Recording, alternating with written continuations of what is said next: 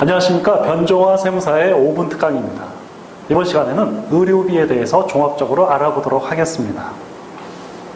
의료비 세액 공제는 연령 요건과 소득 요건이 없습니다. 자, 우리 식을 한번 보도록 할까요?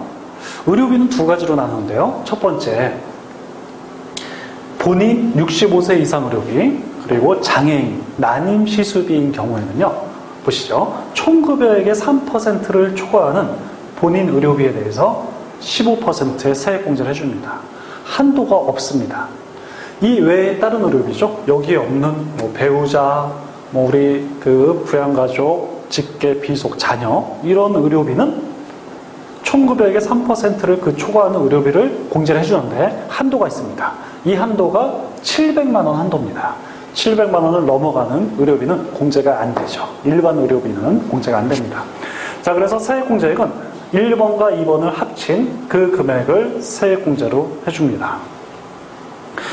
우리 의료비에서도요, 이게 공제 대상인지 아닌지 이거를 구분하는 게 상당히 중요합니다.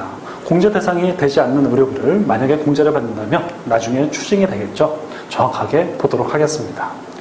먼저 첫 번째, 진찰, 진료, 질병 예방을 위한 의료기관에 지급한 의료비입니다. 두 번째, 치료 요양을 위한 의약품 구입비, 한약도 가능합니다. 치료 목적의 한약도 공제 대상입니다. 세 번째, 장애인 보장구, 의사 등의 처방에 따른 의료기기의 비용, 장애인 보장구, 휠체어, 목발, 여러 가지 장애인 보장구는 꼭 장애인이 아니더라도 구입한 비용에 대해서 공제 대상이 됩니다. 다음, 시력 보정용 안경, 컨택트 렌즈 구입 비용 1인당 50만원씩, 연 50만원씩 의료비 공제 대상이 됩니다.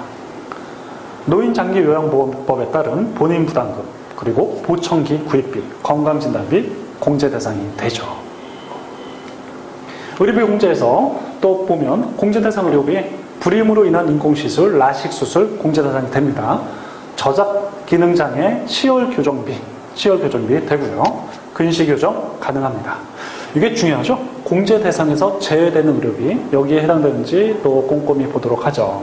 먼저 산후조리원 비용은 의료비 대상에서 제외됩니다. 제대열 보관비, 의료비 대상에서 제외되고요. 진단서 발급비, 간병인 비용, 의료비 공제 대상이 아닙니다. 외국병원 의료비 공제 대상이 아닙니다. 외국병원 의료비는요, 치료 목적이든 치료 목적이 아니든 아예 공제 대상이 전혀 되지 않으므로 주의하시기 바랍니다.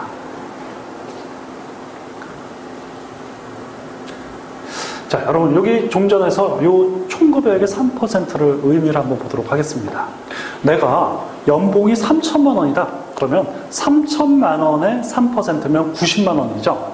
90만 원까지는 의료비 공제가 안 해준다는 겁니다. 90만 원을 초과하는 의료비의 15%죠. 예를 들어서 내가 의료비 100만 원을 썼다. 그러면 100만 원에서 90만 원을 차감을 하고 나머지 10만 원의 15%, 15,000원을 공제를 해줍니다. 자, 그래서 내가 90만 원 이하의 의료비를 만약에 사용했다면 영수증을 전혀 모을 필요도 없고요. 이런 신청서를 제출할 필요도 없습니다. 자, 이제 여러 가지 상담 사례를 보겠는데요.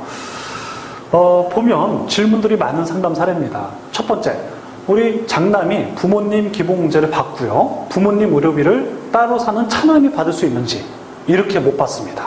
기본공제를 받은 장남이 의료비 공제를 받아야 됩니다. 자, 두 번째, 부모님 수술비 등을 삼형제가 공동으로 3분의 1씩 부담했어요. 그런데 한 사람으로 몰아줄 수 있냐? 안 됩니다. 내가 부담한 3분의 1만 공제를 받을 수 있습니다.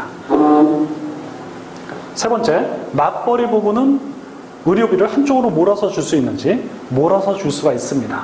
자, 여기서 절세 포인트죠. 자, 우리 부부 각각의 의료비를 어느 쪽으로 몰아주는 게 좋은지. 일단은 총급여액의 3%를 초과해야 되므로 급여가 낮은 사람이 또 유리하겠죠.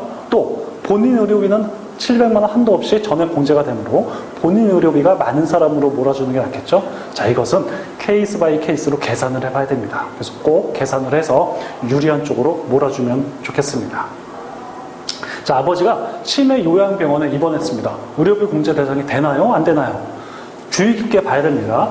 그 요양원이요, 의료법에 의한 의료기관이면 공제 대상이고요. 의료법에 의한 의료법인이 아니라 사회복지법인에 소속된 요양원인 경우에는 의료비 공제 대상이 안 되므로 주의를 하셔야겠습니다. 따로 사는 부모님의 의료비 공제는 어떻게 되는지. 자, 따로 사는 부모님은요, 연령 요건, 소득 요건 당연히 없죠. 하지만 생계 요건이 있습니다. 부양을 한다면, 멀리 떨어져 살아도 부양을 한다면 의료비 공제 대상이 됩니다. 자, 오늘 이 시간에는 의료비 공제에 대해서 종합적으로 알아봤습니다. 감사합니다.